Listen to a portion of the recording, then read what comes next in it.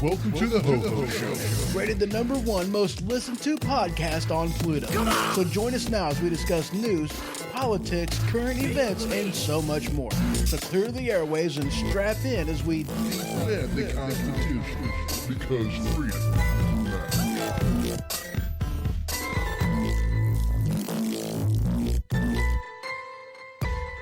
Broadcasting live from Weaponized Sloth Production Studio B. Welcome to the HohO Show, and as always, I'm your host, HohO. So how y'all's doing? I hope you're doing good. I really do. Man, I tell you what, this has been one of them weeks where I wish I had the mobile studio with me, because so much stuff was going on. So much stuff was happening. I mean, just it was full. Wasn't it? I mean, just the news cycle was absolutely full. So much stuff going on. Holy crap. I really wish I did, because I would have done some stuff. Just telling you, just throwing that out there. I would have been doing some stuff, because we had, man. So of course we're going to be talking about the Trump, just the huge amount of Trump executive orders. We're going to have a warning, kind of, sort of, at the end of the show. We're going to be talking about some of the stuff that Biden did on his way out the door, right up to like the last hour, the 11th hour pardons that he did. We're going to be talking about that. Oh, of course, I get a call. Hey, at least I remembered to mute my phone this time. That is awesome. Let's see, what's some of the other stuff we're going to be talking about today? Pardons and stuff and that stuff and that and oh yeah, we got some constitutional stuff to talk about. Of course we do. Deportation's going to be talking about that. I'm excited. Yes. So yeah, there's a lot of stuff. There's a lot of stuff we're going to be talking about. You know, because like I said, I mean, this week with the inauguration on Monday, this week has just been full of stuff going on. And as Dan Bongino puts, hat tip to him, Rock'em Sock'em Robots. It's just been hit after hit after hit. That's what's been going on during the Trump presidency this first weekend.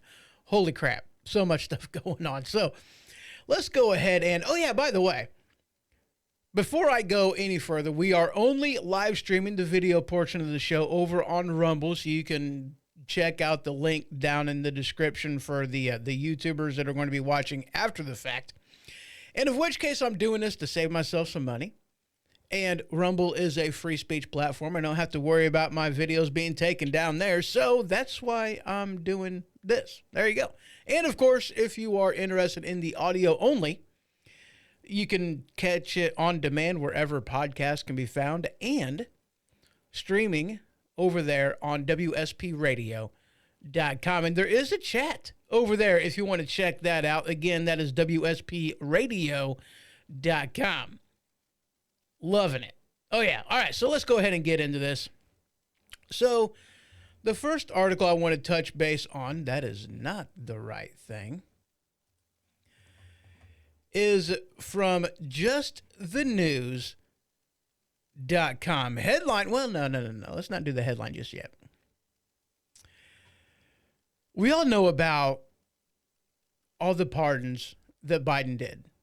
You know, his last week in office, we've all been told about, you know, him with Hunter Biden. He did numerous different pardons for criminals, child sex traffickers, rapists. I mean, he pardoned like what, the entire death row, you know, or at least a lot of people on death row. I mean, I've heard all kinds of stuff as far as people that he's been pardoning, and of which case the one that's I don't really say the one, but it's a category of pardons that he's been doing that everybody is questioning the constitutionality of it, including me. And I really can't wait for this to be challenged in the Supreme Court. I really can't, because, I mean, you want to talk about precedents. You know, this is going to change the scope of what the president does from this day forth. It really is. and is going to be a broad scope. And I don't really think the Democrats quite understand the door that they're opening here. Okay, so this headline from justthenews.com: Biden pardons brother James Biden and other family members before leaving office. He also pardoned Fauci, Milley, and other members of the J6 committee in his final hours of office. And this also includes Liz Cheney, people that he has given preemptive pardons to. Now, here's the thing, okay? Now, unlike, okay, now look, this is a gross violation of what the pardon power for the president is actually for.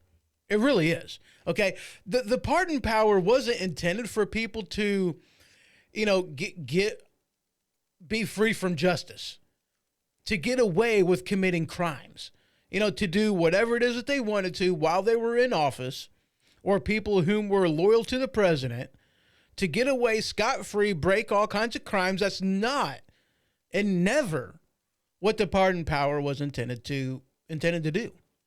In fact, the pardon power, more than anything else, was intended to protect presidents, or I guess I should say people like President Trump.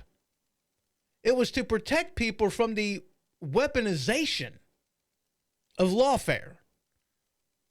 That's exactly what the pardon power is for. See, every branch of government, it's a separate but equal, and it is checks and balances. That's what the whole thing's about, checks and balances. Okay? Because if you have, the legislative branch writes the law, the executive branch decides they're not going to enforce that law, they can go to the Supreme Court, and 2 against 1, there you go. And that's across the board. I mean, that's how our government is supposed to function. That's how it's supposed to work. It's separate but equal branches. 2 can force the 1 to do something. Okay? And the pardon power of the president is a check against an out-of-control judicial branch. That's what the whole point was. And everything that happened against President Trump, well, that's what the pardon power is meant to protect somebody from. Not just the president, but everyday American citizens. And what Joe Biden did in pardoning Mark Milley, Dr. Anthony Fauci, these are people whom actually committed crimes. I mean, with Donald Trump, they had to make up crimes in order to prosecute. They had to violate the law in order to claim to uphold the law, which wasn't upholding the law. I mean, let's be honest about it. They weren't upholding the law. They were making stuff up to prosecute him, to bankrupt him, to get him to give up property, to get him from running again. I mean, it was a political attack, nothing more. Everybody knows it. I mean, that truly is one of the reasons why President Trump won. And that's one of the reasons why he won by the huge margin that he did win. Simply put, I mean, that's what it amounts to. People understood that the attacks on him were all political. And thankfully, to platforms out there like Rumble, like X, people were able to see the truth. They were able to actually get both sides of the argument, because it wasn't, the voice of the conservative wasn't squashed. It wasn't removed. It wasn't restricted. Their channels weren't dropped. Their posts weren't shadow banned. They were able to actually get the information. And once the information was available, which, I mean, granted, all it took was a simple Google search, or at least a Bing search, or search over on DuckDuckGo, something, scrolling down a little bit, and you can easily find all this information that these people were afraid to hear. I mean, all it took was a little bit of work to actually find out some of this stuff, to actually listen to the audio of stuff that Trump had said to actually hear that, oh, yeah, you know what? Maybe these people are full of crap. Maybe what Legacy News is saying isn't actually true, because all you got to do is listen to a few more seconds on some of these clips, and you'll hear that President Trump did not say what it is he was being accused of saying.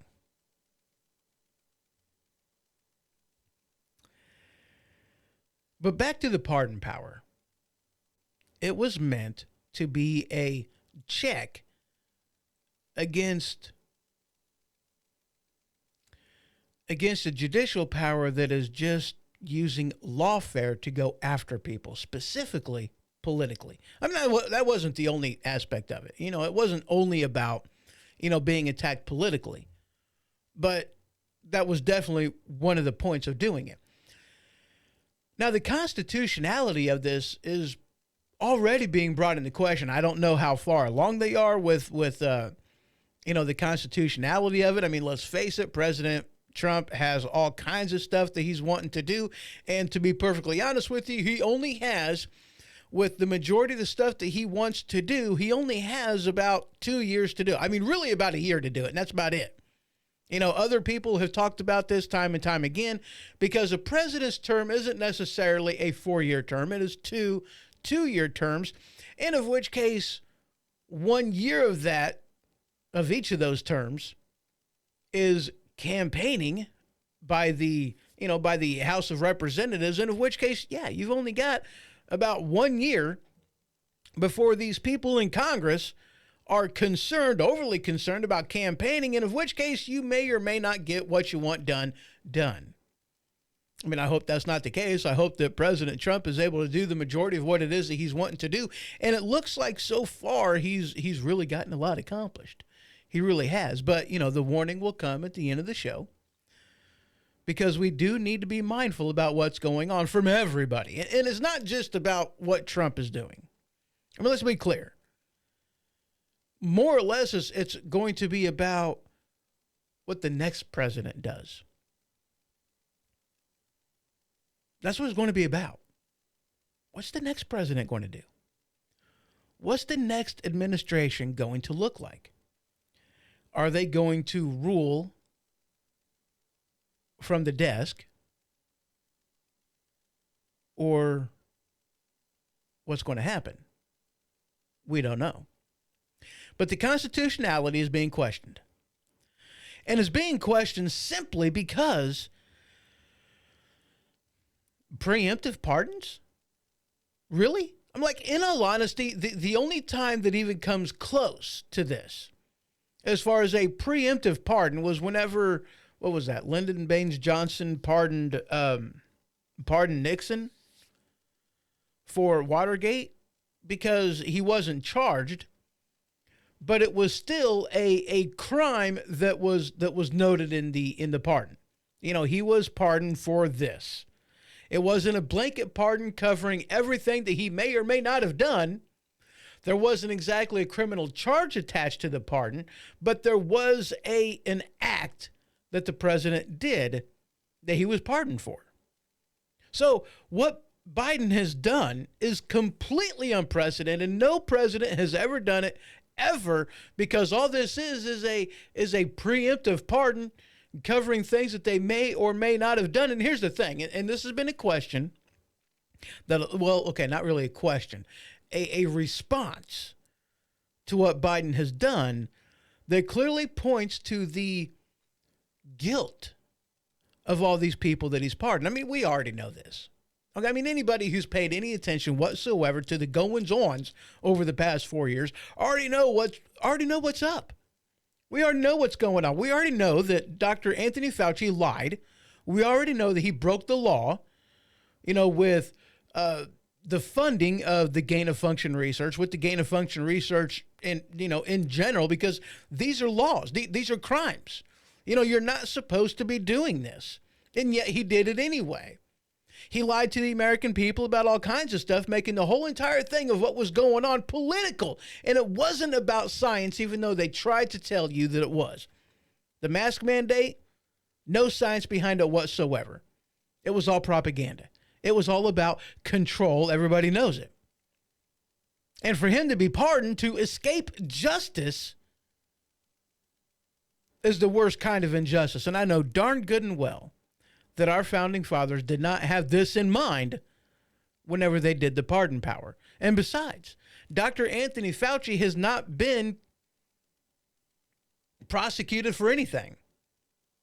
He's not even being charged with any crime. Has he committed crimes? Yes. Has these crimes come to light? Yes. Did the president mention these crimes whenever he pardoned Fauci? No. Liz Cheney committed crimes. There was destruction of evidence. That's a crime. There was, whenever he talked to the witness tampering. Whenever she talked to witnesses without their lawyers being present, that is witness tampering. That is a crime. Do we know about this crime? Yes. Has these crimes come to light? Abso-freaking-lutely. Is there really any question whether she did it or not? No. Has she been charged? No. Did President Biden mention these crimes in the pardon? No. Again, unprecedented. Because what we had was an out of control government. I mean, we've had this for years. I mean, this isn't necessarily anything new. But under Trump, it has really been thrown in our face. They have tried so hard to get rid of this man, to destroy him politically, to destroy him financially, and to kill him, to assassinate him. I mean, that's what they've been doing. I mean, there has been multiple attempts on Donald Trump's life, and we know that it's not over. He's rocking the boat. And we want him to rock the boat. Don't get me wrong. He's rocking the boat. He is terrifying these people. Why? Because they know that they have a more experienced Donald Trump. They got a ticked off Donald Trump. They have somebody whom has the ability to air out the dirty laundry and let the American people see to where they cannot hide what it is that they've been doing. Let everybody see what's been going on. And with X, with Rumble, with everybody that's kissing ring. See, that's the thing too. I mean, no. I can't go there just yet. Everybody's going to be able to see and have an opportunity to see what has happened. And considering they may still have the legacy media in their pocket, but they don't have control over social media anymore. Not with Rumble, not with X, not with True Social, and not with what others may be doing as well. And as I was about ready to say before, see, this is something that is we didn't see this during the first Trump presidency, the first 4 years. Okay. You know what? I got to bring this up too, because, you know, there's people out there that are saying, oh, well, I'm not going to do this because President Trump is a lame duck president, yada, yada, blah, blah. It's like, dude, no, shut up. Don't use that kind of an argument, because if that was the argument, then you would never vote for a second term of a president ever. Why? Because it's going to be a lame duck president. Why would you vote for him the first time, considering all he's got is 4 years, and you can't vote for him a second time because then he's going to be a lame duck president? This is the most ridiculous argument I have ever heard for people not wanting to vote for Trump and not wanting to, vote for his people that he's bringing into his cabinet or anything else. I mean, this is the most ridiculous argument I have ever heard. It's like, holy crap, people. You're trying to tell me that you didn't vote for Trump because he's a lame duck president? Every president you vote for on their second term is a lame duck president. Donald Trump is no different. And as others have said, this doesn't make Donald Trump weak. It makes him dangerous. Because he ain't got to worry about being reelected. He can do what is necessary, which is what the people want, by the way. The people want the the swamp to be drained. They want the Bravo Sierra gone, eliminated. They want these people to be, they want their dirty laundry to be aired. They want the closet door open. They want a spotlight shine on every single aspect of their lives. And they want, first and foremost, above all else, they want justice for what's been going on. So, I mean, I don't know if we're going to see any of these court cases come about dealing with the Biden pardons. I don't know if we're going to see these coming out of the first year or the second year, or if it's going to start in the third or the fourth year. But these are something that I can put in there, guarantee you that these are questions that will be answered. These are questions that will be brought before the Supreme Court. I have no doubt, because these are unprecedented acts. And if the Supreme Court doesn't answer the question and answer them before the end of term, because they'll be forced to. Either way, they'll be forced to do it. Because I can guarantee you this. With what Biden did, allowing these people to escape justice, to escape prosecution, prison for their crimes, and make no mistake about it, there were crimes that were committed. President Trump has the ability to pardon everybody in his cabinet, himself, his kids, his every single person in his family, anybody that he wants to, he can pardon. Is that the precedent that Biden wants to set? Is that the precedent we want to see from this day forth? A president just pardoning everybody before they get booted from office? Is that what we want to see from here on out? Because if you're going to let Biden do it, then that means every president from here on out is going to do the exact same thing. And if you don't squash it in the butt now, it's just going to be a pattern. It's going to be repeating. You've set the stage, the Democrat Party. You've absolutely set the stage. This is what you say is okay to do from here on out. You can't have your cake and eat it too. You can't say that a Democrat can do it, but a Republican can't. I mean, granted, they're going to be bitching, whining, moaning, complaining, the whole 9 yards are going to be doing that. But legally speaking, no. You can't condemn one president for doing something that the previous administration did. You can't condemn Trump for doing what Biden did. Oh, they will. I mean, that's how the Democrat Party rolls. But are you really going to take that? Are you going to accept that? A gross violation of justice, abuse of powers, because it's not a power that the president actually has. You can't just pardon somebody for an act that they may or may not have committed, going back to, like, okay,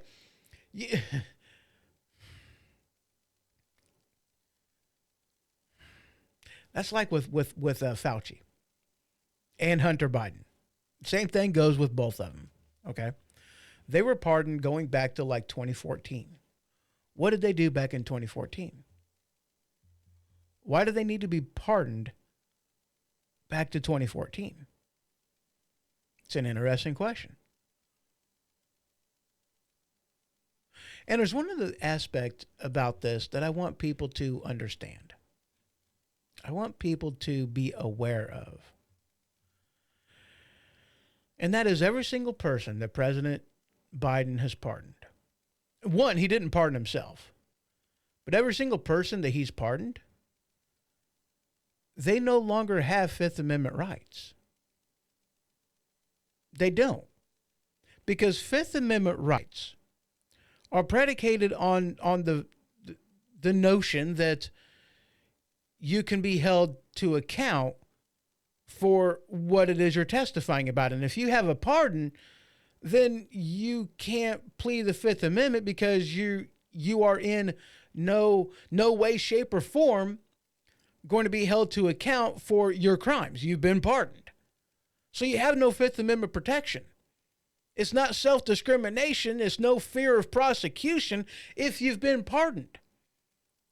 Biden didn't pardon himself on his way out the door, and I'm sure that there are people who didn't get pardoned, and now they have a chance. And this is the other thing. This is the other aspect that I don't think the Democrats were I don't really think they thought this through. Whenever they basically demanded that Biden pardon everybody.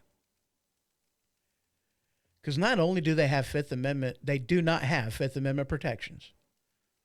Because there is no fear of prosecution if you've been pardoned for your crimes.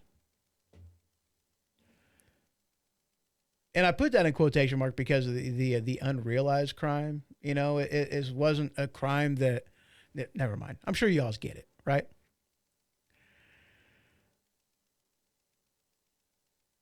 But what the Republicans have the ability to do now that Biden has basically pardoned everybody, and in which case we'll see this play out after this has reached the Supreme Court and they've made a ruling on the preemptive pardon. Once they've made that ruling, then is what the Republican Party has the ability to do is investigate everything. Bring to light everything that the Democrats have been doing. Bring to light. Bring Anthony Fauci. Bring Biden's brother. Everybody in Biden's inner circle. Bring Liz Cheney to account for everything that they did. Not really bring them to account, but air out the dirty laundry.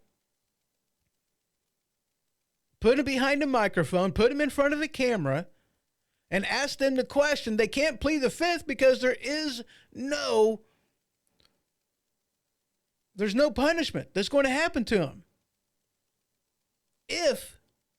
And this is the if the preemptive pardon is found to be constitutional and the Supreme Court rules on that, then they have no Fifth Amendment protection.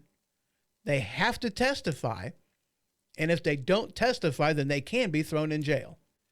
Because that would be an act after the presidential pardon that they can be held to account to. They can be thrown in jail, absolutely. And before you like, no, you can't. They can't do that. They can't just throw people in jail and what? No. Multiple people were thrown in jail because they violated a subpoena from Congress. So the Democrats again has already set the stage. They've already made the precedent. Just because they don't like it doesn't mean that it's invalid if they're going to use it. Then we should also do it. We should. I don't see any reason to play nice. I really don't. But unlike the Democrats, we don't have to fabricate crimes. We don't have to rewrite the law in order to go after these people because under the current law, they violated it. They committed crimes. They committed felonies. They did this. Now it's time to bring it to light. Now it's time to show the American people just how dirty, just how corrupt, just how hypocritical the Democrat Party truly is. To show just how hypocritical legacy media is. The backlash on this is going to be absolutely huge. It's going to be epic. And it's definitely going to go down in the history books. I have no doubt. Do you have a doubt? I mean, do you honestly think that this isn't going to go down? I mean, like, their desire to do everything they possibly can to ensure that Trump didn't make it into office and get a second term. Just the backlash from this is going to be absolutely huge. There's no doubt in my mind. Absolutely no doubt in my mind. Will any of these federal officials pay for what they did?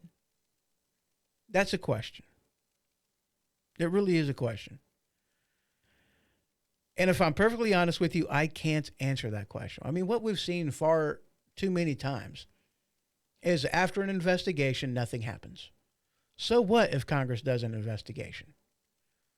You got to have an attorney general willing to press charges. You got to have a DA willing to press charges, willing to take it to court, willing to enforce the law. Have we seen that come out of the Republican Party yet? No. I'm sad to say it, but no. There's been a lot of stuff that's come to light from investigation on investigation on investigation, but nothing seems to happen. Nothing at all. I am sick and tired of gutless, spineless Republicans that do nothing. I mean, I really am tired of it. And I'm sure that you are too. It's something that irritates conservatives, libertarians, probably the majority of Republicans out there. It's irritating. The only thing that you can do, the sad thing is, the only thing that you can really do is put your head in the sand just like the majority of Democrats out there. Ignore it. Because if you see it,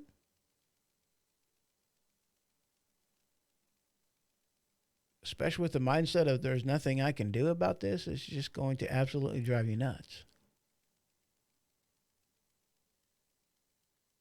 Now, of course, like always, all of my articles that I am using in the show can be found over at thehohoshow.com. Just click on the tab and, for the HoHo Show, and you'll see the news feed in there. Just click on that and you will see the magazine from Flipboard. Check out all the articles in there. I think I have like 49 of them in there. I think so. But anyway, we're going to go ahead and take a quick break. And when I return, we're going to be talking about Trump. We're going to be talking about some of the things that we have seen already come out of his administration. It just keeps getting better. Just a couple minutes and I'll be right back. Oscar walked these dusty trails with a stride so full of pride. A man built tough from head to toe, nothing he had to hide. Below his knee he'd had some strife, a leg not of his own, but every step he took in life, you'd never see him moan.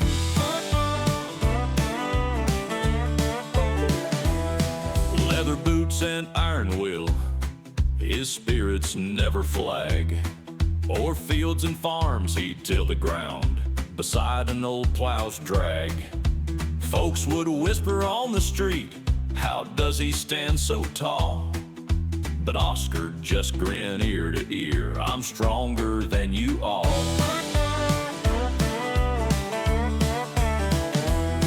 Oscar's boots keep moving on, no matter what comes down. Through the night so dark and cold, or the sun-baked golden ground. He's got a heart of solid bronze, and a mind that's sharp and vast. Oscar shows us every day, the future's not the past. He drove an old Ford pickup truck, rusty but it ran, hauling every load and dream, this mighty simple man.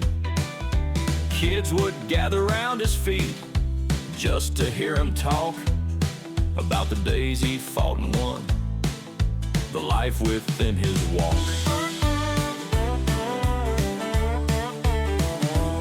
His leg don't slow his spirit down, can't keep a good man still. Every morning up at dawn, plowing through sheer will.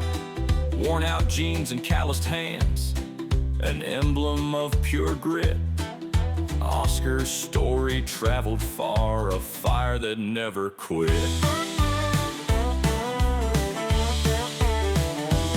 Oscar's boots keep moving on, no matter what comes down. Through the night so dark and cold, or the sun-baked golden ground. He's got a heart of solid bronze, and a mind that's sharp and vast. Oscar shows us every day, the future's not the past. The future's not the past.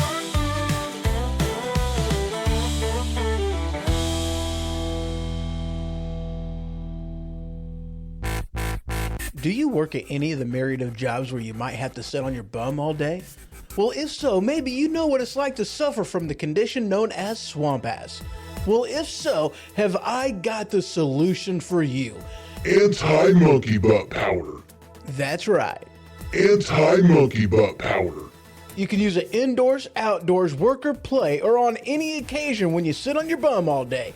Don't let your buns get red. Use anti-monkey butt powder instead. Available wherever anti-friction powder is sold.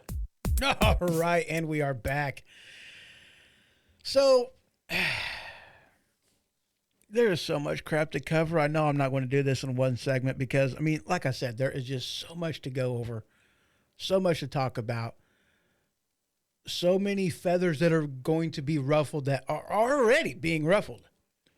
So many things that the president has already done. And I mean, for the most part, all of these things happened like within the first couple days. By Tuesday, the majority of the stuff happened. I mean, that's really all we're talking about so far. 2 days. I mean, holy freaking crap. All right, now I'm going to start off. You guys know how I like to start the show, and I'm going to start this segment how I normally start the show. With a little bit of satire, a little bit of ha-ha, a little bit of funny, and my go-to source for satire news is the Babylon Bee, because basically we're talking satire with a purpose. Headline. And you know what? Okay. Here's why I like this article. Because this is basically this is more or less what we're seeing happen. This is what we're seeing taking place, okay? This really is what we're seeing taking place. With everything that the president has done already regarding DEI, regarding transgender in the military, regarding federal employees working from home, regarding the border, regarding foreign aid, regarding FEMA, regarding so many things out there. You know, I mean, this is such a fitting headline from the Babylon Bee. Headline: Trump deemed unfit for political office after doing what he promised. But here's the thing, it's not just doing what he promised, which is bad enough for most politicians anyway. It's more than that. He's actually upholding the law. He's going back to common sense. I mean, that's what he's doing. I mean, what a novel idea, right? The employees go to work. I mean, the COVID is over. I mean, not that it's over, but, you know, it's not a pandemic anymore. I mean, we now see it for what it is. It was a bad flu season. That's what it was.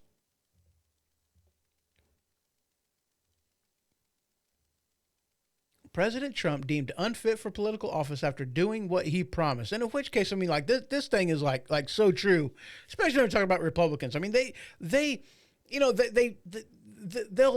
talk a good talk, right? You know, I mean, on the campaign trail, they say all the right things. They shake all the right babies. They kiss all the right hands. Wait, no, reverse that. Kiss all the right babies. They shake all the right hands. They do all that to do everything they need to do in front of the spotlight. And then they go to Washington and then nothing gets done. I mean, good grief. It's not been since 2008 or around 2008 that the last budget was even passed. The last time they did 12 appropriation bills. Everything since has been nothing more than continuing resolutions. That's all we've been seeing. These people can't do their job, and for whatever reason, they're rewarded for it. Oh, hey, those are phones. Isn't that spiffy? That's a big stinking phone. Holy crap. Sorry, I got sidetracked. I'm looking. Never mind. See, well, yeah. Look at that. Look at that. I thought it was monitors there at first. That's not a monitor. That's a phone. That, you know, right there in the bottom right corner of that picture. That's a phone. That's kind of spiffy. Anyway, my apologies. Sometimes squirrels, they attack me, you know. Trump deemed unfit for political office after doing what he promised. Holy cow, what a novel idea. You know, and this really does, it goes to show you the attitude of politicians, right? Isn't that what this headline really brings to light? Because these people know what the people want. These representatives, these members of the House, the senators, they know what the people want. Why? Because, we know this because this is what they say they're going to do when they're out on the campaign trail. This is what they say they're going to do whenever they go back home and talk to the constituents. They know what we want. And then whenever they go to Washington, they don't do it. Because they're nothing more than a bunch of swampies. They don't do it.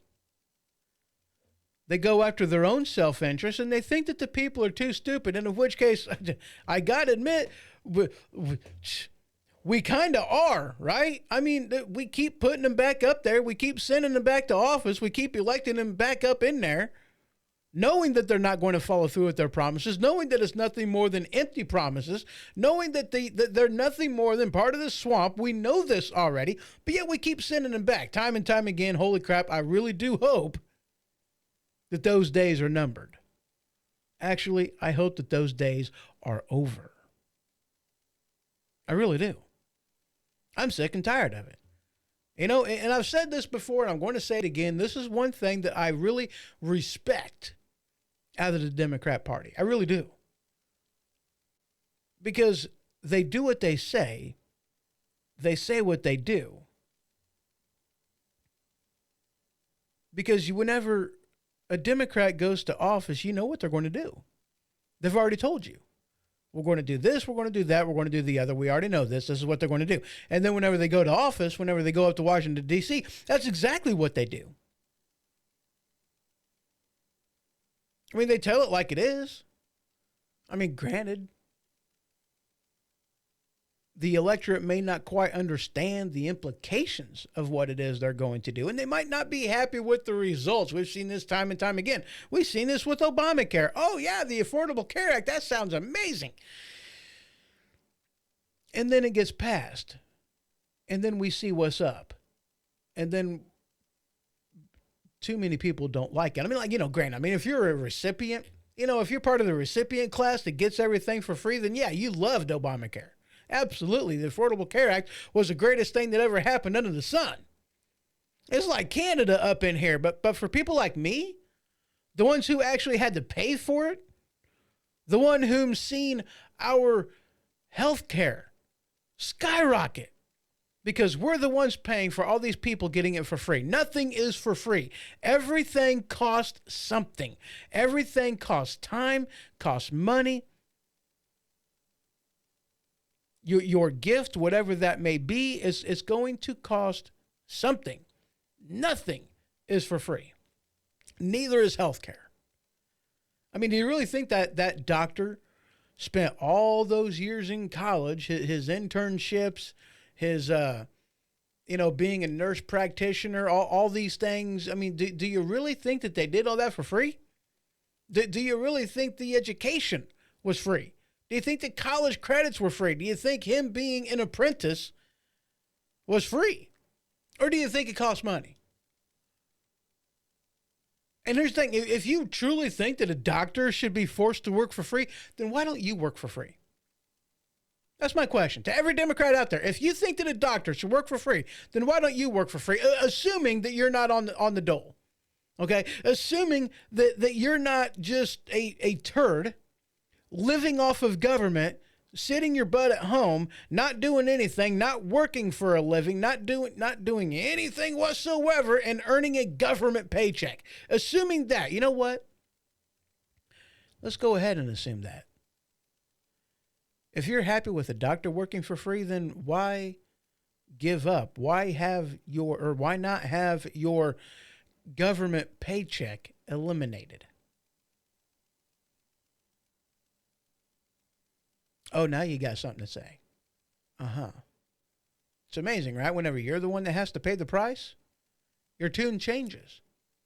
There were so many companies out there that were just in love with Obamacare until they figured out they weren't going to be exempt from having to use Obamacare, until they discovered that they were going to be held to account, held to the same standard that everybody else was going to be held to. Then they started saying something different.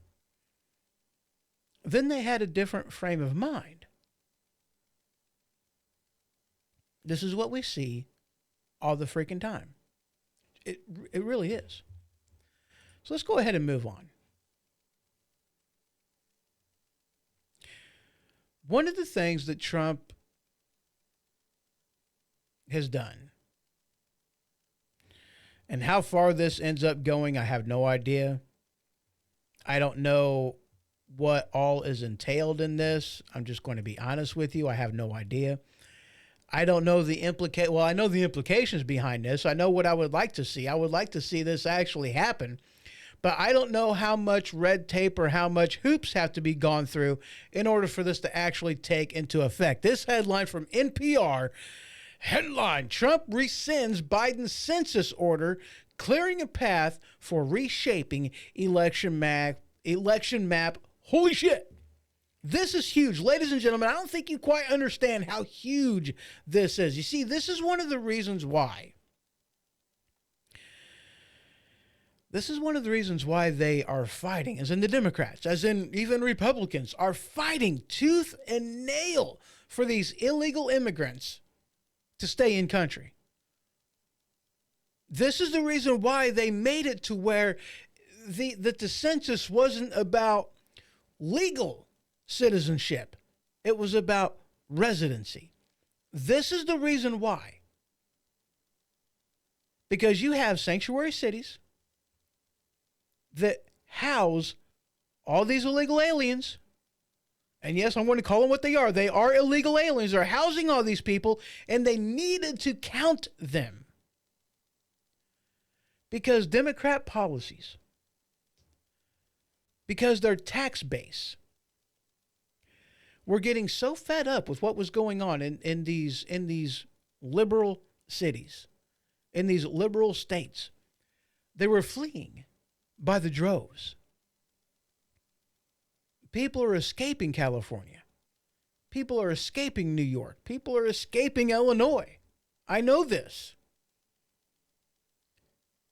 People are leaving and going to red states. They're going to Republican-controlled states. They're going to Texas. They're going to Florida. They're going elsewhere. Anywhere but New York. I mean, you don't hear mass migration and influx of people moving to California. No, you don't see that. Why? Because nobody wants the taxes. You don't see people mass migrating into New York. You don't see that. Not citizens. Not people who are paying the taxes on everything. Not the people who are actually being forced to pay for all these stupid things that are going on. You don't see that. You don't see people migrating and moving to and mass migrating into Illinois. Why? Because it's a ridiculous freaking state. It's, as we call it over here in Illinois, it's Illifornia.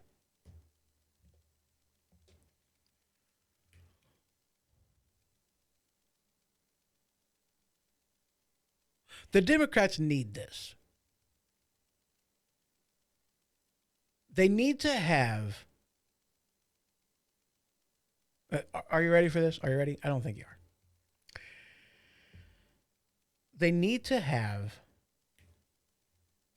these sanctuary cities so that this way illegals go there. They have some sort of protection, however far that goes. And more importantly, they need them to be counted, because if they don't, I mean, do you realize that this headline is huge? It really is. The rescinding of the census order, clearing a path for reshaping election map, because Illinois, once this actually takes into effect, Illinois will lose at least 2 seats. New York will lose 3, at least. California is going to lose 4, at least. And these seats are going to move to blue states. these seats are going to move to Florida. They're going to move to Texas. They're going to move to states where people are moving to. And this is another thing that they don't want to, they don't want you to realize. They don't want you to understand. They don't want you to, ding, the light bulb to go off in your head, because you see, this is one of the things that is amazing about America, amazing about what we truly are, you know, because it's more than just a bastion of freedom, right? The United States of America is more, it's an experiment of the Republic, but you see, if you want a state to act a fool, then go to a state that acts a fool. If people don't want to live in your state because your policies are shit, people are going to move out. That's what we're seeing.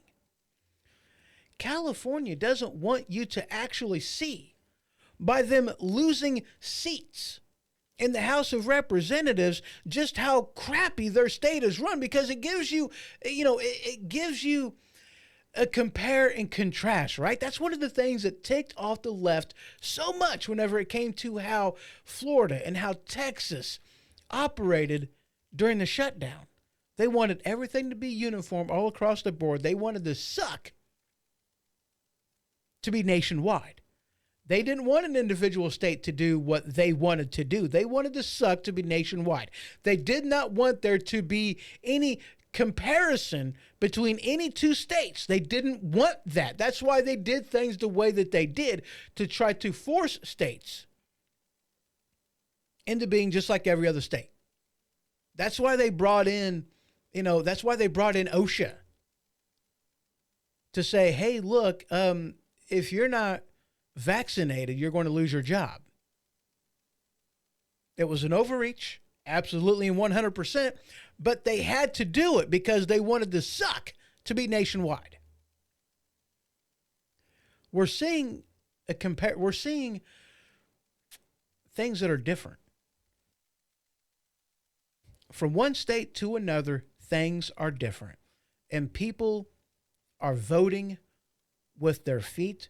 They're voting with their pocketbooks. People are moving out of these Democrat-controlled states because they can no longer bear the brunt of what's going on. The brunt of the taxes. They're sick and tired of being victim of the crimes because they don't want to enforce the crime and lock up criminals. They don't want to do that, so they don't want to be victims. They don't want to pay these exorbitant taxes just to have their house burned down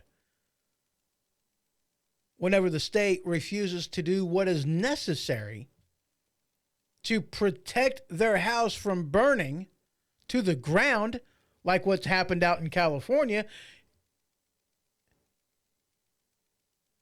to pay for the police whenever the police don't do anything, because who cares if the police arrest them whenever they're just going to be let out again almost immediately. Illegals running rampant, gangs. You're paying these huge taxes, and what are you getting in return? What's your return of investment? Do you get anything for paying all this money in taxes to live in California, to live in New York? No. You get high crime. You get low wages because you have illegals out there, criminals, out on the street.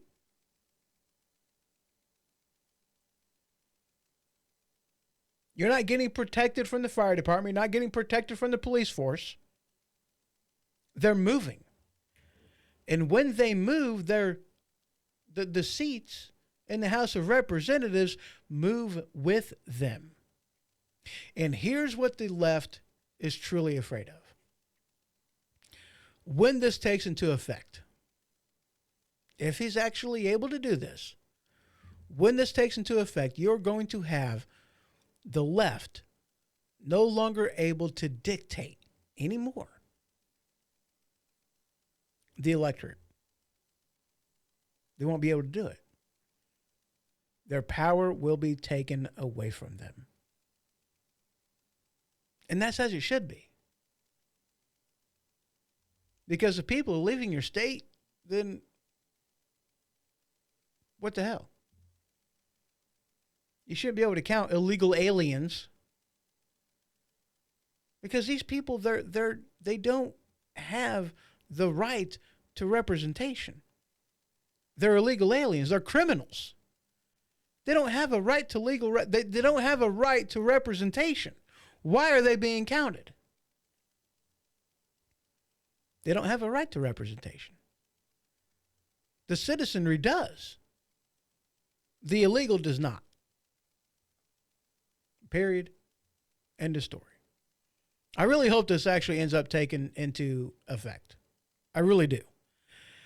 Like I said before, though, I don't know what kind of hoops, legal or otherwise, that's going to happen. You know, I don't know if this was an order elsewhere.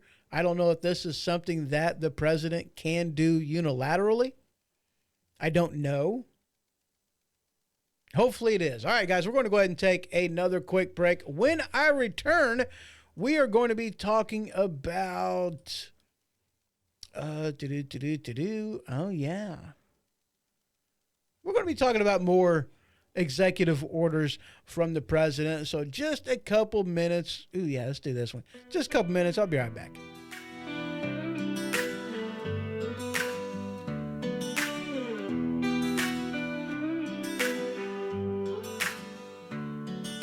Alarm clock rings like a wild hurricane. Eyes half open, I'm feeling the strain. Stumble out of bed, it's another new day. What's my routine? What's the best way? First the shirt, then button it tight. Mirror reflection looking just right. Should I go sock, sock, shoe, shoe now? Or break the rules and mix it up somehow? Do you do sock, sock, shoe, shoe? Or sock, shoe too? Does it matter in the morning light? When your day's gonna be alright? Do you do sock, sock, shoe, shoe? Or sock, shoe too? Does it matter in the morning light? When your day's gonna be alright?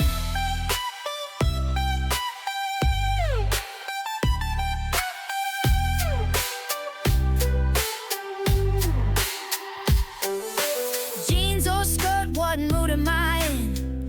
Coffee brewing, let the day begin. Brush my teeth, yeah, I start to grin. Choices we make, let the fun spin. It's the little things that brighten up your day. The quirks and routines in a special way. Whether you choose to go left or right, it all comes down to feeling just right. Do you do sock, sock, shoe, shoe? Or sock, shoe too? Doesn't matter in the morning light. When your day's gonna be alright.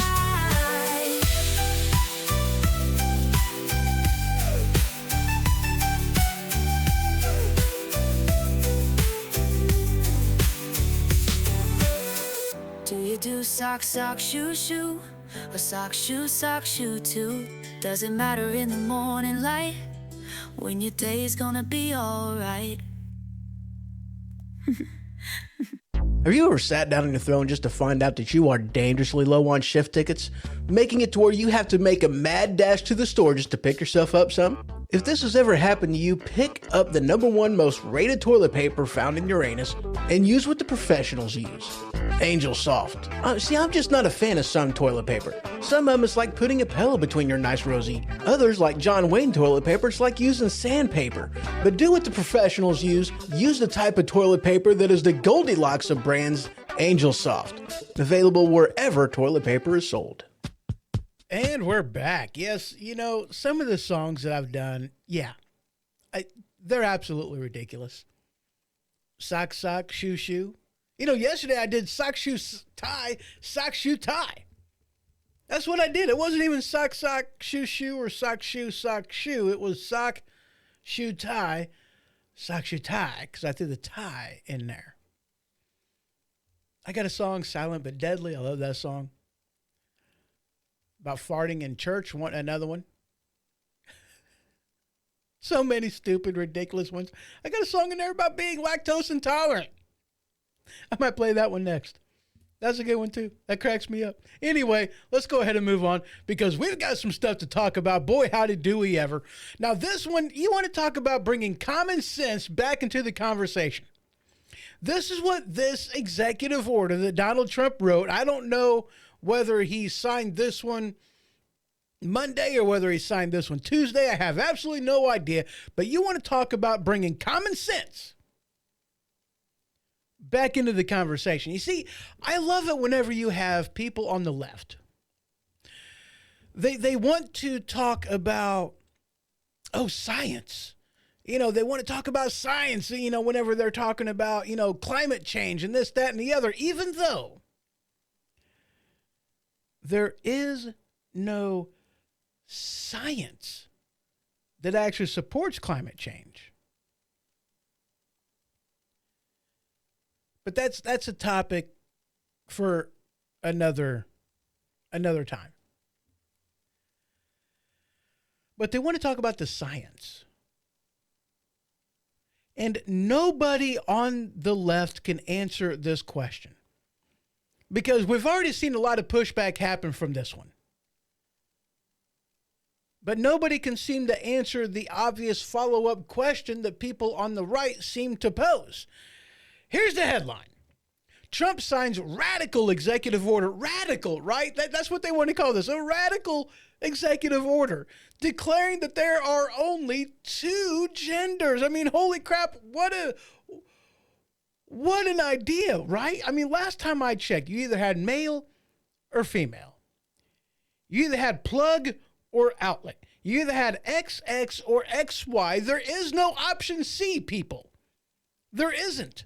You're not assigned a gender at birth. The doctor goes, you have a twig and berry. And that's it. All he does is kind of declare what is. He speaks truth to idiocy. That's all the doctor does. And I love how they say that, sex is different than gender, yada, yada, blah, blah. Look. One is a legal term. The other is a medical term. There you go. I mean, that's what the difference between sex and gender is. We're not talking about sexual preference. We're not talking about that. That's different. And by the way, for those on the left, okay, I want you to hear me. I want you to hear me real quick. Let's zoom in. Haven't done this one in a while. Oops, that's the wrong one. There we go. Nobody cares. Nobody gives a shit, right? Nobody cares who you want to sleep with. Nobody cares. We don't care. I don't give a shit. All right? I mean, that's between you and your maker. That is between you and your partner. What you want to do in the privacy of your own bedroom, that's up to you. Okay? I don't care. It doesn't mean it, but don't think that you're going to force me to play along with your delusion. If you're transgender, it's like, I am a woman stuck in a man's body. It's man, right? No. I'm sorry. No. I don't care.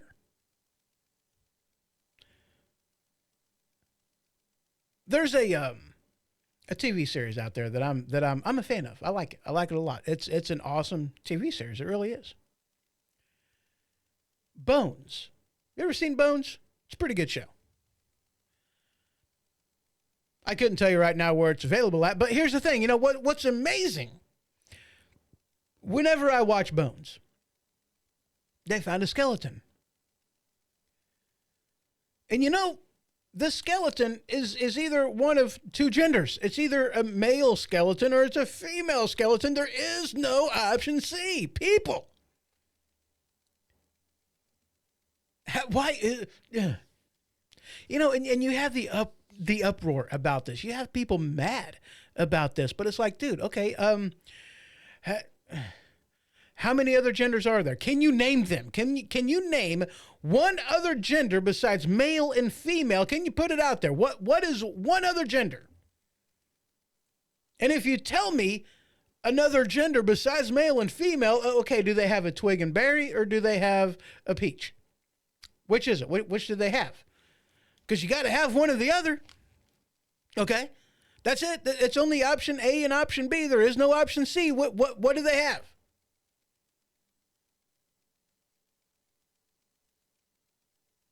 This isn't hard, people. Again, I don't care your sexual preference. What I care about is this ridiculousness.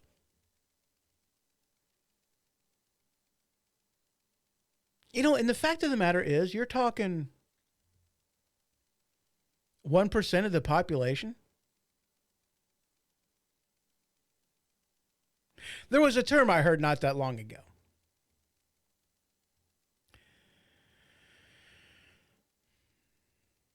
And it was basically regarding transgender. That this is just a new in. It's culturally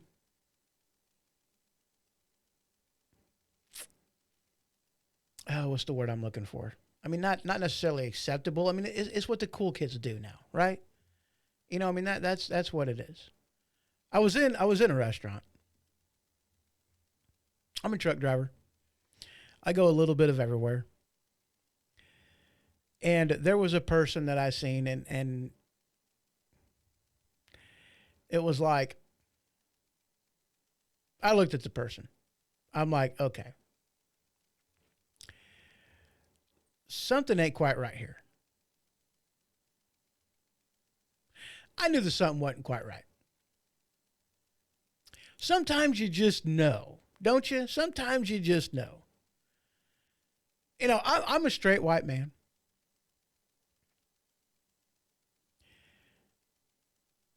I'm not interested in men, people with the wrong equipment. I don't care if you call yourself a transgender. Doesn't matter to me. I'm not interested in it. I don't care if you had the bottom surgery. Doesn't matter to me. I don't care. I'm not interested in it. I mean, I'm curious. What do they do down there? I've not watched a video. I'm sure you can find one online. I'm sure they exist somewhere. You know, have you ever been curious? You know, what is it? What do they do down there? I mean, I know that bottom surgery for men becoming women, I know that's a, you know, a thing. And I know that you have to use basically a medical dildo in order to keep things working properly, because otherwise, because it is a womb, not a womb, a wound. I put a B in there instead of a D. I apologize. Your body tries to close it up because it doesn't belong there, right? I mean, I know this. This isn't a secret. I'm kind of curious. Do I want that? No. Oh, hell no. Oh, my God. No. Not even a little bit. Like, you know, no. Just, I'm sorry. No. Okay, just, no.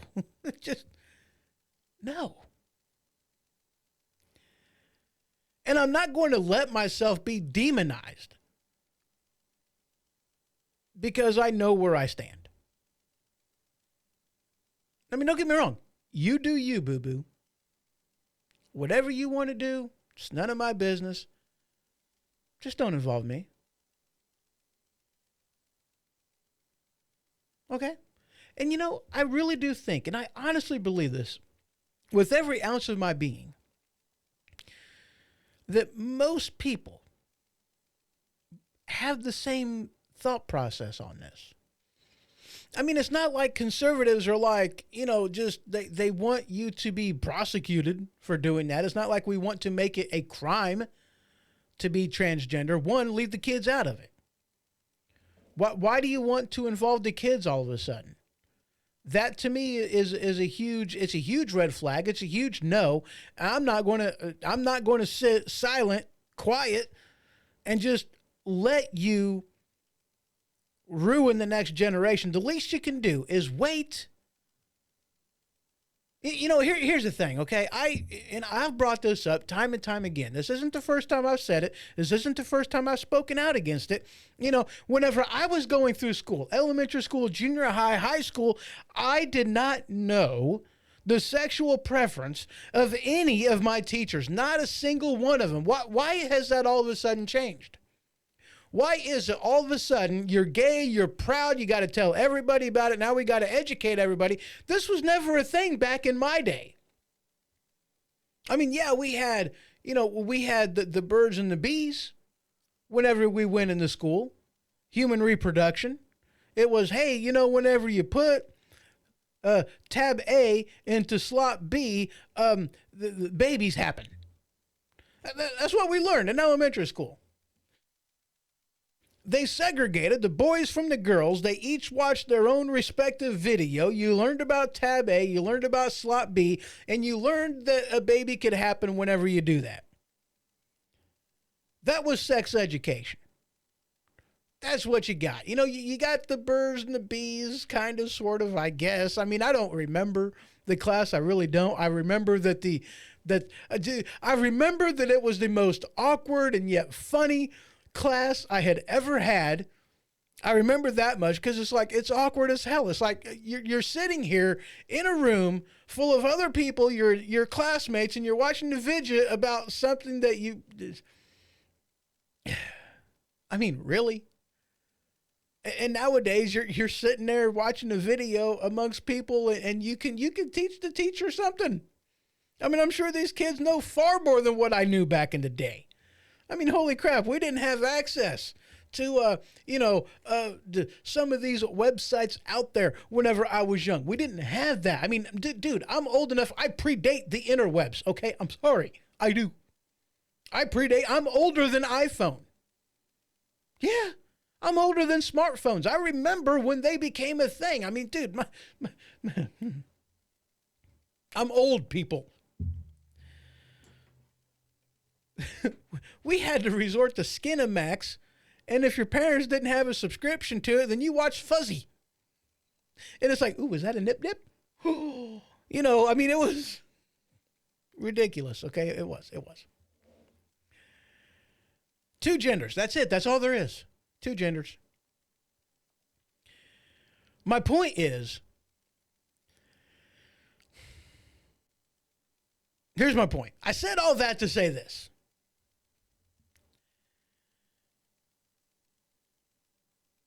This is a very small minority of people whom truly are transgender, okay? I know I am friends with gay people, best friends with gay people, gay, lesbian, whatever. And, it's, even they're not completely stupid, or at least they wasn't completely stupid about things.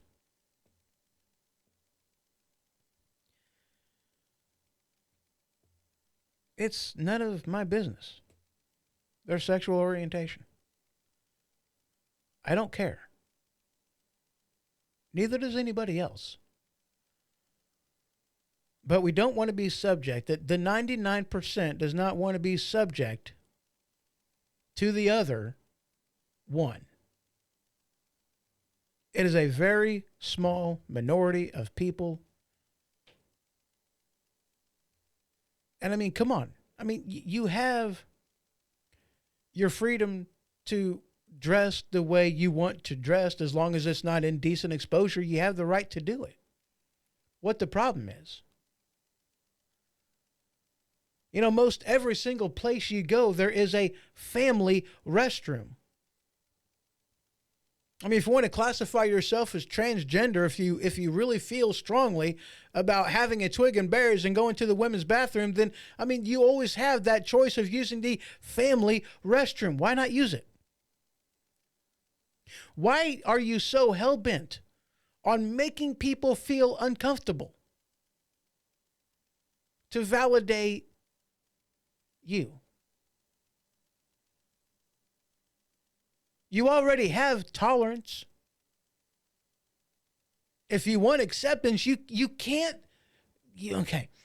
We live in America, land of the free, home of the brave, or because of the brave, however you want to word that. You can't dictate. You cannot mandate. You can't force people to accept you. You can't. It's not going to. We have the right to be free. We have the right to our own thoughts, ideas, our own points of view. We have the right to this. Everybody has the right, not just you, but me too. You have the right to your freedom. You have the right to your point of view. You have the right to you. I have the right to me.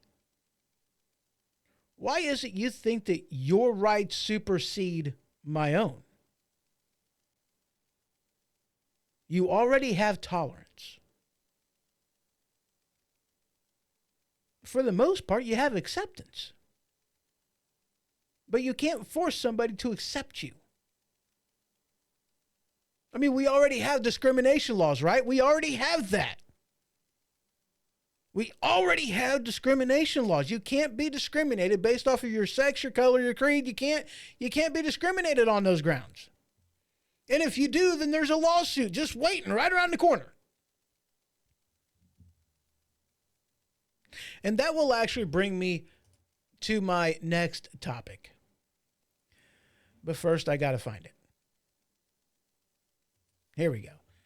This headline from NBC News.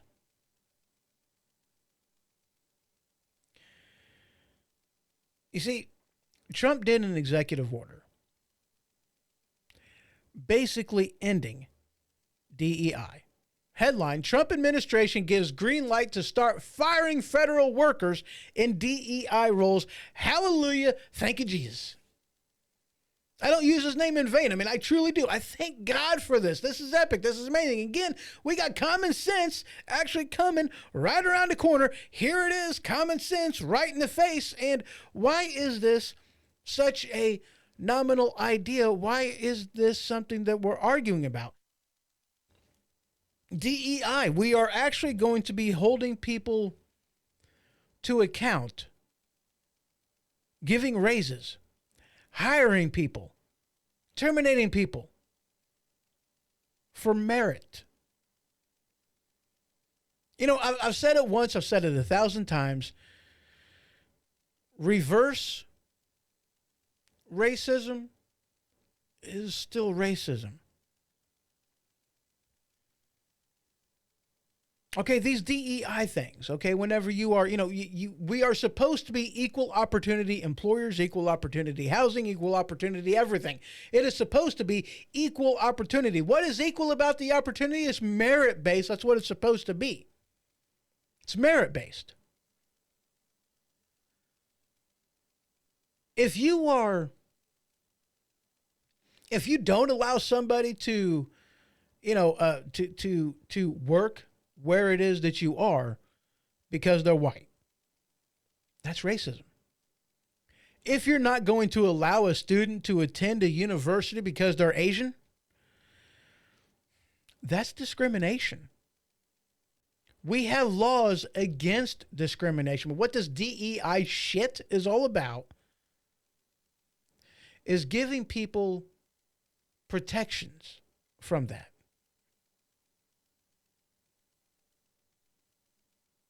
Because what the government deems to be a protected class, they are the ones who are protected. They're the ones who are special. They're not equal. These people claim that they want equality. Do you? Do you really? Do you want equality? I would go as far as to say, no, you really don't want equality. You really don't. You want to be special.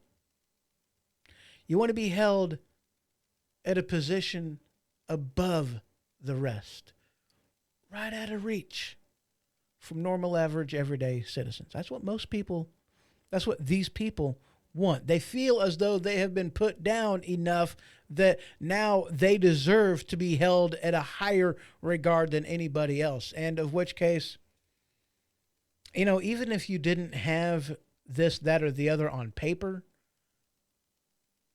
I mean, again, you can't force people to accept you. You can only force people to tolerate. That's it. Do I agree with tolerance? Yeah. I don't think anybody should be persecuted or prosecuted for their beliefs. I honestly don't. Nobody should be persecuted or prosecuted for their beliefs, and that goes across the board.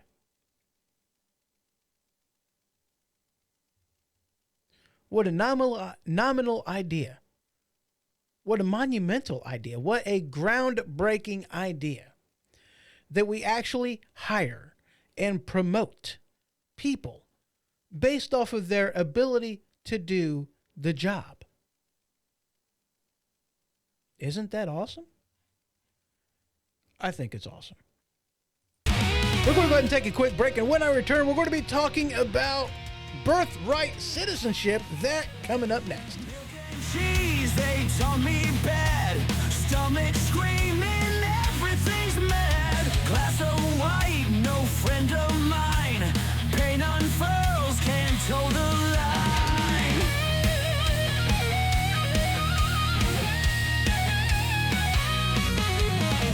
Ice cream dreams, but bodies curse. Every sip makes things worse. Churning guts, twist and turn. Dairy demon, stomach burns. No milk, no mercy, hell no more. Screaming fire in my car.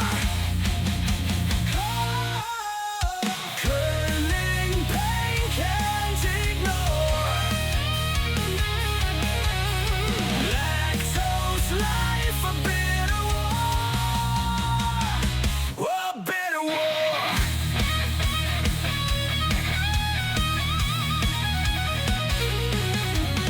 Cheese pizza, a deadly trap. One bite sends a thunderclap.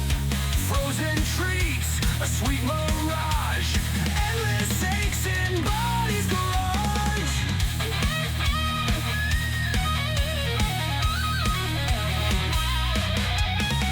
Butter slathers, a deadly smear. Gastric chaos always near. Yogurt graveyard, creamy too. Bowled over in digestive doom. No milk, no mercy, hell no more. Screaming fire in my car. Curling pain can't ignore. Lactose life, a bitter war. A bitter war.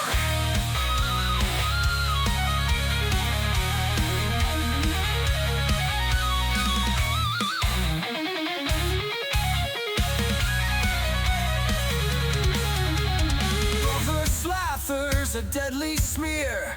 Gastric chaos always near. Yogurt graveyard, creamy too. Bowled over in digestive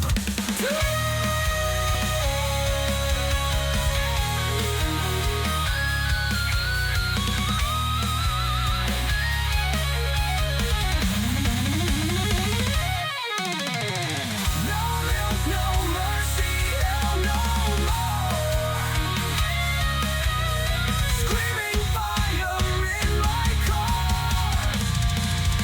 Curling pain can't ignore. Lactose life, a bitter war. The bitter war. No. Take the bitter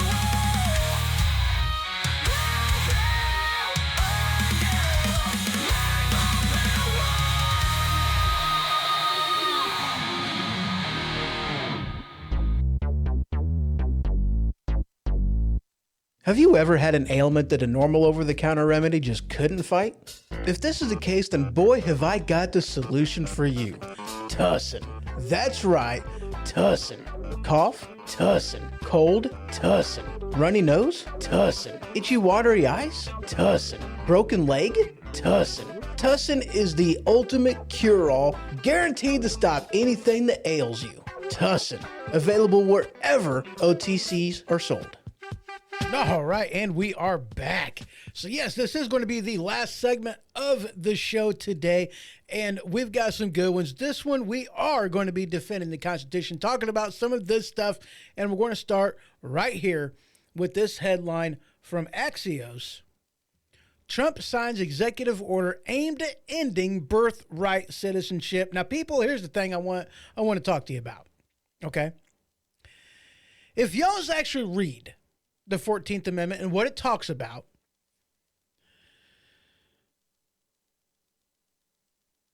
it's pretty stinking clear that whenever this amendment was ratified, that anchor babies is not what they had in mind.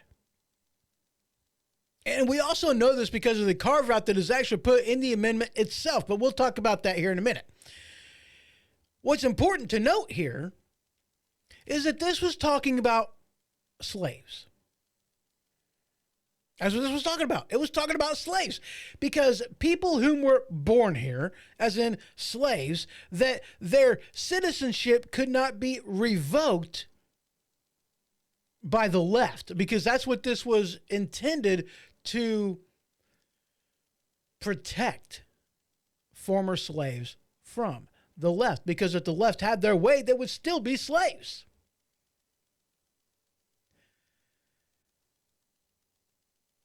And I believe I was listening to Matt Locke, a Voice of the Working Man podcast. You can check him out over on, wherever podcasts can be found, but you can go over to VOTWM.com. That is voiceoftheworkingman.com, VOTWM.com. Check out his show. And it was either yesterday's show or the day before yesterday that he did, and he was talking about this very thing, birthright citizenship, but he acknowledges the carve-out, a difference between political jurisdiction and territorial jurisdiction.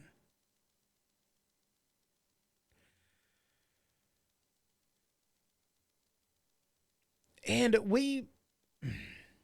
how birthright citizenship is done.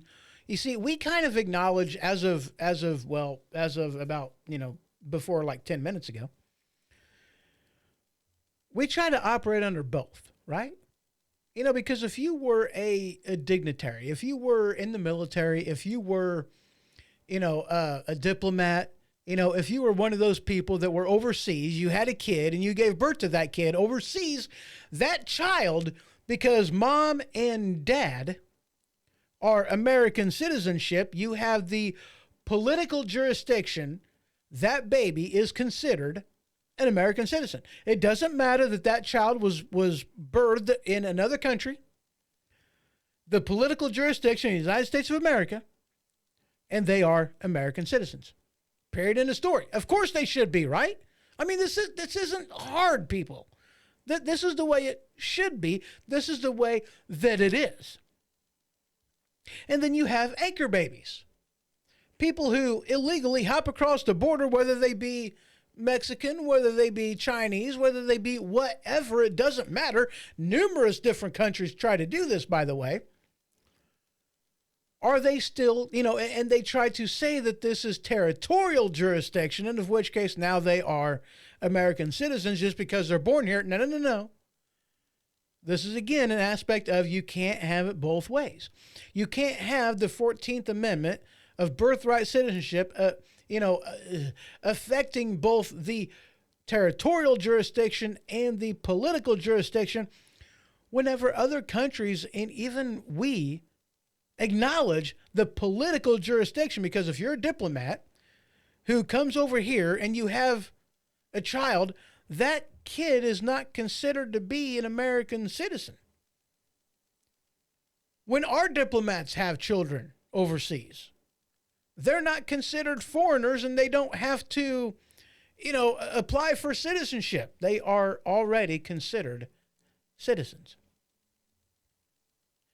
And I bring this up because in the 14th Amendment, it even acknowledges, like I said, a carve out, a little caveat, a little, a bylaw, maybe you can say, it's a little subsection that's in there, a clause, if you will, that acknowledges that foreign diplomats who give birth in America, their children are not considered American citizens. Why?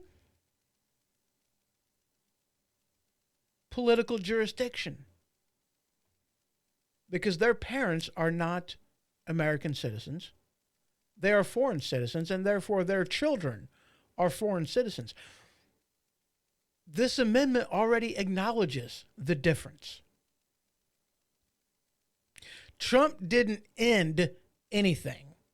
He acknowledged a clause that was already part of the amendment. He didn't change anything. He just basically said to the left, look, you're not going to abuse the Constitution anymore. You're not going to abuse the American citizens anymore. You're not going to allow people in who don't actually belong here. There is a difference between territorial jurisdiction and political jurisdiction. You're not going to have it both ways anymore. We're not going to do that. Is he violating the Constitution? No. This executive order is upholding the Constitution. Now, the problem comes in this. This has never been challenged before. It really hasn't been. I mean, yeah, the letter of the amendment is pretty clear. There is that distinction that is drawn in how the amendment is worded, a distinction between territorial and political jurisdiction.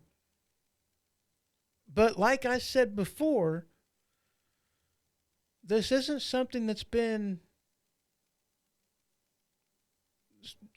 is not gone to the Supreme Court. It's not been decided in court. I mean, previously, there's never been a need to, right? There's never been a need to before. And if here's why we don't have a majority Republican, a Republican-controlled, a conservative-controlled Supreme Court. We just don't. We just don't. And this is one of them things where, there's this possibility, because they don't have to look at anything other than how is this going to benefit the political party I am affiliated with, as far as people on the left. And how is this, is this going to promote my political views as far as the Rhino Republicans go? I can tell you this, that they're not going to get a 9-0 ruling if this does actually go to the Supreme Court. If the Supreme Court actually has to make a ruling regarding birthright citizenship and whether this is a political jurisdiction or a territorial jurisdiction dispute. And if they honor the amendment and how it is worded, then obviously it's a jurisdiction, a political dispute, political jurisdiction. Period. End of story. I mean, that's the way it's worded. Read it for yourself. 14th Amendment. But do we actually think that that's how they're going to rule? I don't know. I can't answer that question. We've got too many rhinos in there that, they do the political expedient thing, and considering there's no downside in upholding how birthright citizenship has been utilized, I mean, this is something that only benefits the left,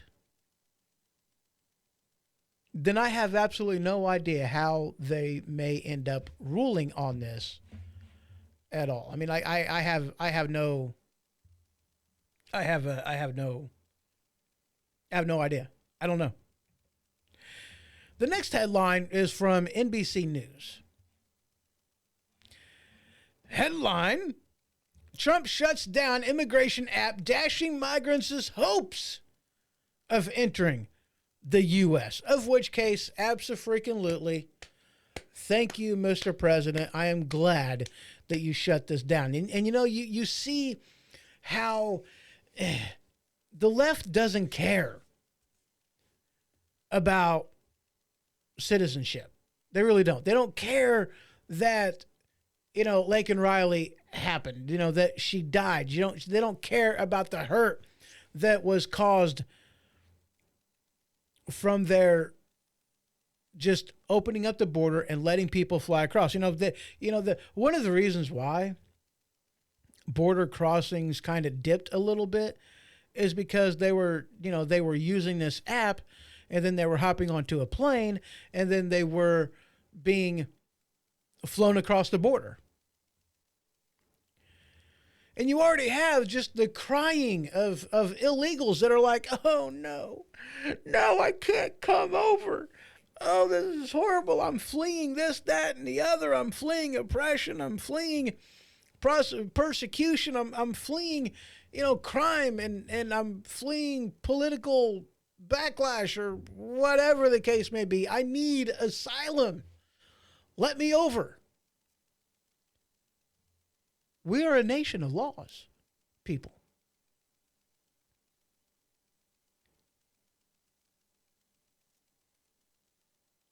We are a nation that has a border. If you really needed to come here so badly, if you were really fleeing something legitimate, then why don't you go to a port of entry?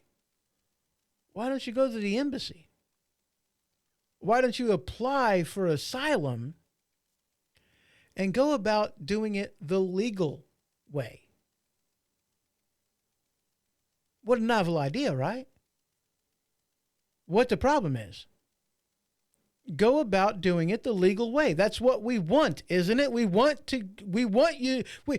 It's okay. Look, I am totally 100% against illegal aliens. I'm not against legal immigration. Not at all. I'm not against that. I mean, if you want to come here for a better, for the opportunity to a better life, okay, fine. Come on in. But, just like Denmark, just like Canada, just like China, just like basically every single other nation, you better bring something to the table, though. I don't want people coming over here, legal or otherwise, and then just be put automatically on the government dole. My tax money should not pay for an immigrant to come here and to live rent-free in my country. No, that's not what I want. That's not what I am going to tolerate. I hate that idea. I don't want it.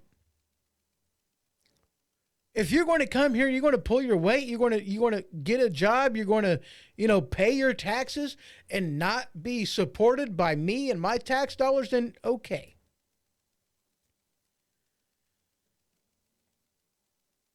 But there's a caveat in this too.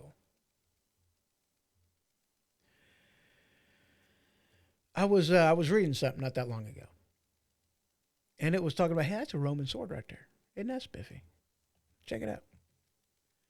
Right there on the left-hand side of the screen. See it? See it? There it is, right there. Isn't that cool? Anyway, it was talking about, like tech support. Okay, I mean, this,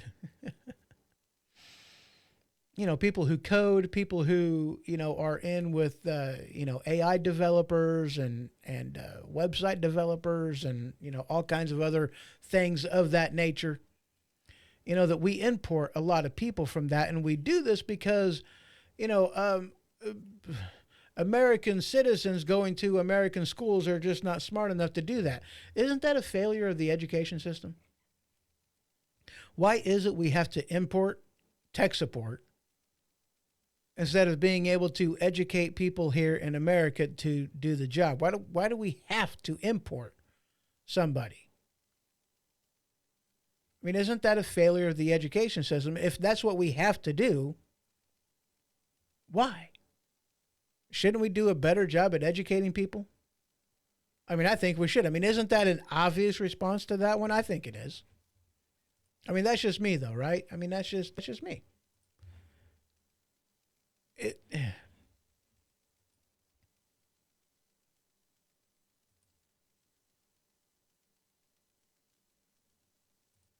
So they've already taken down the whatever that app is that allows people to, apply for asylum and then just be able to hop onto a plane and then come over here. But the deportations have already begun. You've already had ICE agents go into neighborhoods, go after criminals, and put them on a plane and send them home. We've already been seeing this. This has already started to happen. What is it? Tom Homan? I don't know, but he's already talked about this. We've already been seeing these things happen.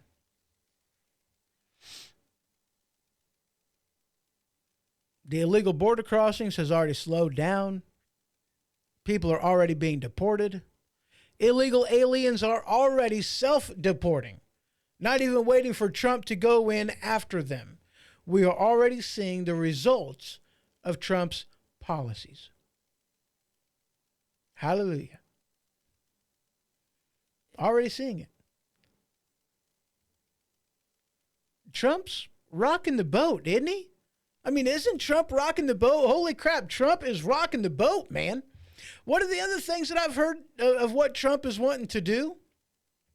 This headline from Fox News, Trump to declassify JFK files, famed doctor who investigated assassination predicts what Americans could learn. That's this headline. But Trump is looking to declassify the JFK files, the MLK files, and the RFK files about the assassinations.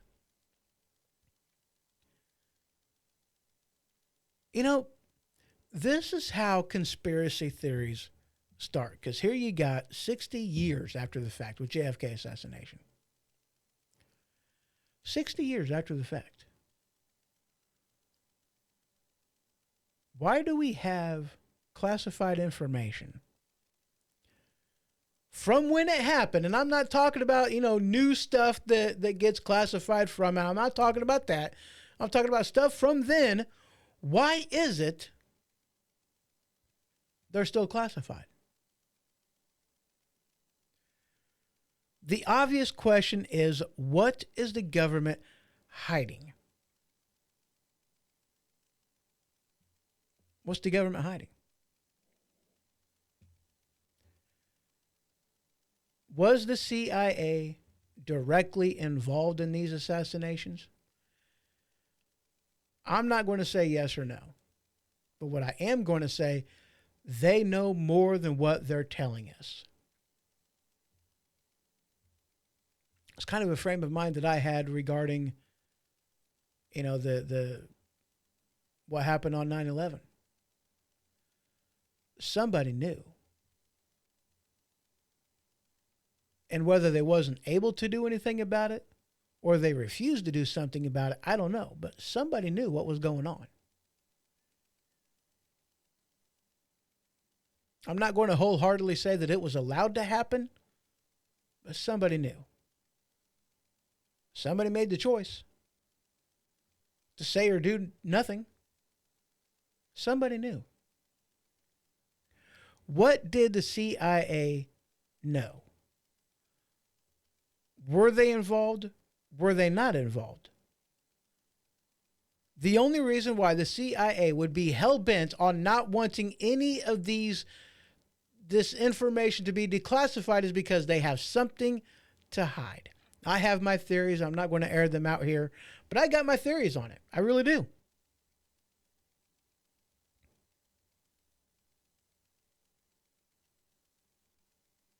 Interesting. Trump's rocking the boat, man. He is absolutely rocking the boat. I couldn't be more excited because I am. I'm excited. I'm excited. Moving on. Oh, yeah. One of the other things that I'm hearing that Trump is doing, one of the other things that I heard that he has done, this headline comes from National Review. And I tell you what, I absolutely loved this. I really did. Whenever I seen this, I was like, yes. Abso-freaking-lutely, and I couldn't be happier. This headline from National Review: nobody has a right to security clearances. Amen, brother. What he's talking about is Trump revoked the security clearance of the 51 so-called intelligence officers, intelligence individuals, whom claimed that the Hunter Biden laptop was Russian misinformation.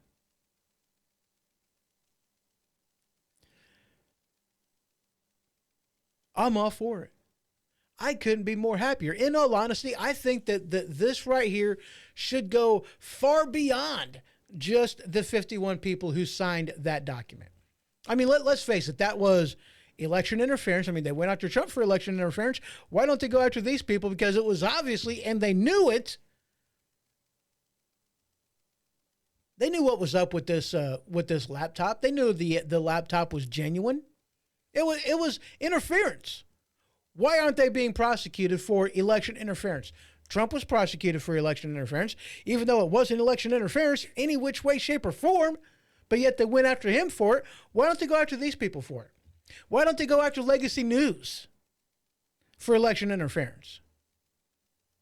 Why don't they go after Washington Times for election interference? Why don't they go after Facebook for election interference?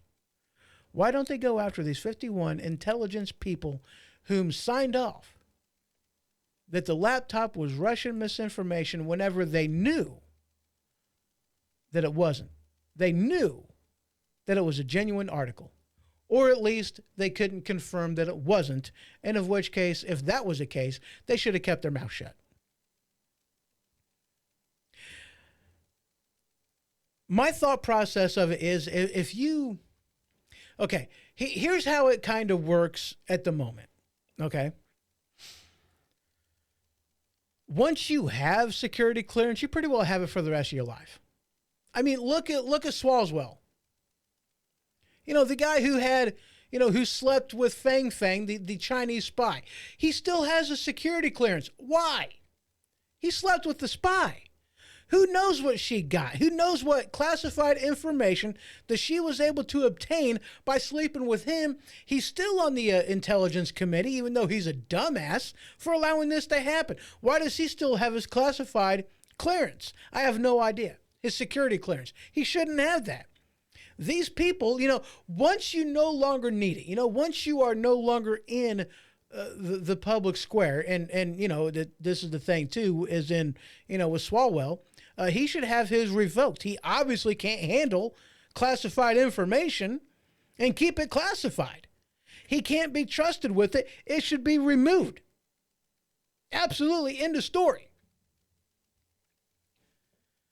Why do these people, once it seems as though they have their classified security clearance, why is it that they should just keep it forever? Once you're out of office, you should no longer be able to hold on to your security clearance.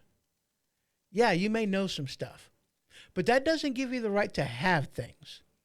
That doesn't give you the right to have access to classified information when you are no longer working for government, when you no longer have the necessity for whatever reason, whatever company you work for, whatever the case may be.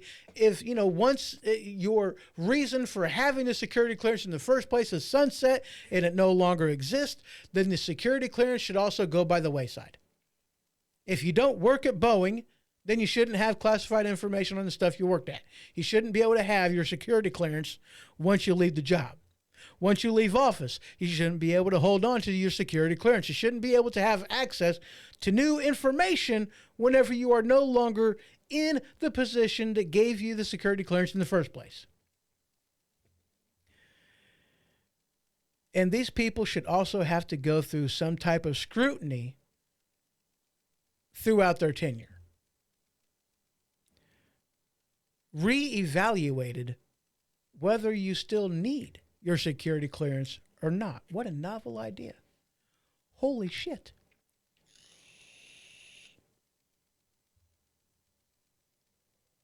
I truly do hope that President Trump goes farther on this. Not just revoking that these 51 intelligence officers' security clearances.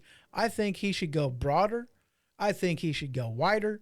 I think he should revoke the security clearance of anybody who is no longer holding the position that they felt it necessary to grant them security clearance in the first place. And I really do think they need to kind of restrict maybe the amount of information some people get. Maybe they should rethink just how much of a security clearance they have. I think that would be pretty beneficial. And since we're on the subject, I mean, here's my thing, okay? What do we see happen more times than not? Let me ask you a question. Did you know that in Congress, they have a slush fund set up to pay out shut the hell up money, as in to silence people whom, let's say that a member of Congress does something that they shouldn't do. And instead of allowing this to just come to light and to be put in the public arena, there's a slush fund set up that you and I as taxpayers pay for that go to these people and they have to sign NDA agreements to where it doesn't see the light of day. I want to know whom the money was paid out to, for whom it was paid out, what the accusation was, and everything else. Why can't I find this out? It's classified, that's why. Is that the intended purpose of marking documents as classified? Was it so that these elected officials that are supposed to be held accountable by the people, to protect them against being found out? That's never what classified information was intended for. It was intended for something else entirely. And for that purpose, I'm okay with it.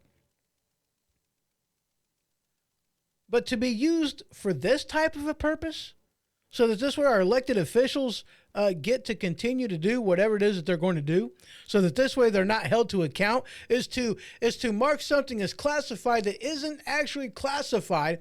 It's just embarrassing. That's not the purpose of it. That's not what it's supposed to be there for. For that instance, I'm totally against marking something as classified. I think it's ridiculous. I think that it shouldn't be allowed, and it shouldn't be allowed. These people are public servants. Public servants. That doesn't give them the right to do whatever the hell they want to do. Let me go through some things real quick just to see if there's anything else that I'm wanting to cover. Let's see. U.S. withdraws forces. WHO to tighten its belt. Another executive order was regarding our pulling out of the World Health Organization. We also pulled out from the Paris Accords, whatever. All kinds of things has happened. Okay, so one of the things that I heard is that last time around during President Trump's first term, he only did like 100 and some odd, or 120 or 220 executive orders throughout the entire 4 years. That's all he did. In 2 days, actually, I think on day one. And Trump had a signing ceremony, which was awesome, by the way. Over 300 executive orders. Holy crap. Now, here's the thing that I want to talk about, okay? And this is where the warning comes in. You know, the warning that I was talking about at the beginning of the show, the warning is simple. Be careful. Absolutely be careful. You see, here's the thing.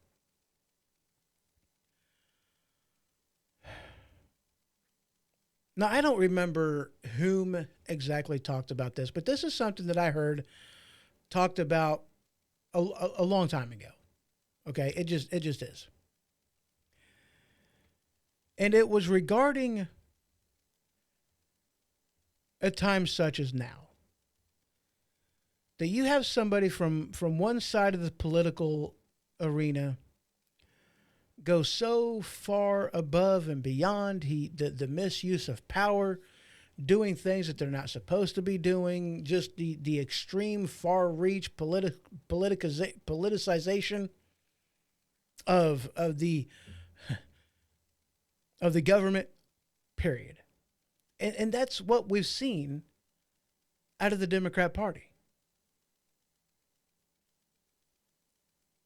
And in order to counter that, you have somebody come in on the other side that basically does the exact same thing, but for a different party.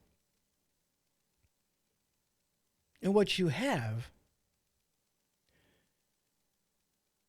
is, from the one,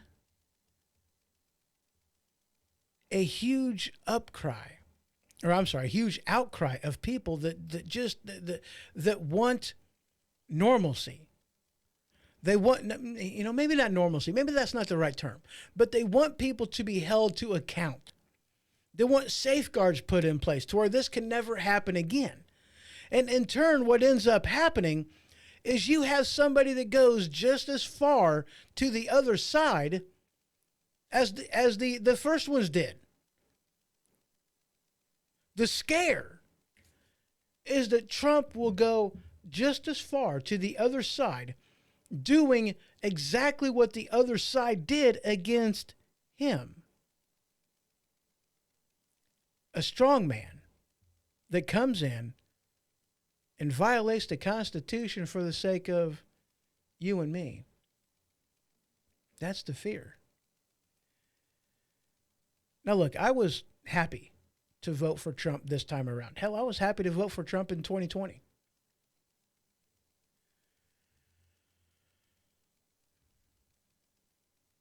So far, everything I've seen, I like it.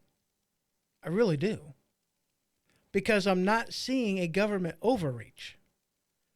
I'm seeing the president do, one, exactly what the president said he was going to do.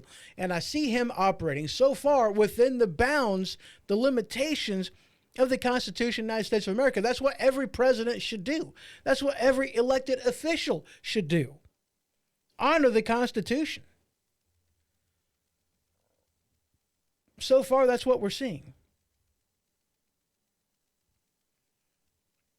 But just because I agree with what Trump is doing, just because he's my man that I elected into office, just because we can finally see this country go back to norm, we can finally see the border being shut down, we can finally see the illegal immigrations maybe not grind to a halt, but maybe go down to a manageable level to where we can catch them.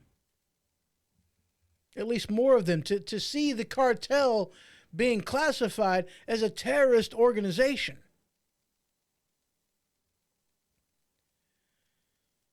To see these people held to account, where laws aren't being made up to go after a political enemy. To see somebody that used the arm of government to illegally go after a political adversary be brought to justice. That's what I want to see. See, as of right now, we don't have to break any laws. Trump doesn't have to break any laws. He doesn't have to go outside the Constitution to bring to justice, to to open things up, to bring us, to make America great again. He doesn't have to violate any law. He doesn't have to rewrite the Constitution. He doesn't have to do anything like that. All he has to do is uphold and honor the Constitution as written. Case law precedents be damned. But what happens under the next administration? Better yet, what happens if Trump decides to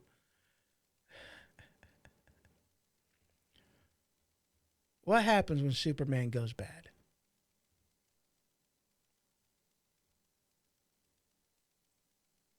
What movie was that? There was a movie that I seen. It was basically about that. It was about, not Superman, but Clark Kent growing up as a kid. And he was bad. He was bad. I don't remember the name of the movie. It was an interesting movie though, man. Oh boy, howdy. It was an interesting movie. But what happens when Superman goes bad? What happens when the next guy is bad Superman? Just because it benefits your party right now doesn't mean that it's good. That's something that separates Republicans from Democrats. It really is. You see, the left, more times than not, are hypocrites. It's not about law or legality. It's not about policy. It's about people. It's about what you can get away with. It's about doing what advances your political agenda. Laws be damned. They have no problem being hypocrites as to where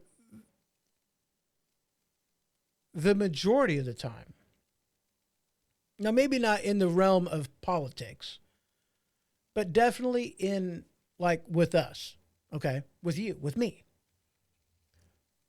We see hypocrisy for what it is, and we call it out when we see it. I don't want to see hypocrisy. I don't want to see Donald Trump do the things that Biden did. I don't care if it goes, I don't care if it's an attack on the Bidens. I don't care. I don't want to see President Trump break the law to go after somebody. I want to see the law enforced. I want justice to be served, but I don't want the law to be broken, because that's not justice. That's not just, see, that's something that we understand. That's not justice. I want to go back to when America was great. I want the Constitution to be honored. I don't want the shenanigans to keep going on. I really don't. And I hope that you're the same way. Just because Trump's in office, that is no reason whatsoever to slide and to no longer pay attention. We need to pay attention now more than ever. We need to make sure that Republicans do what they said they would do.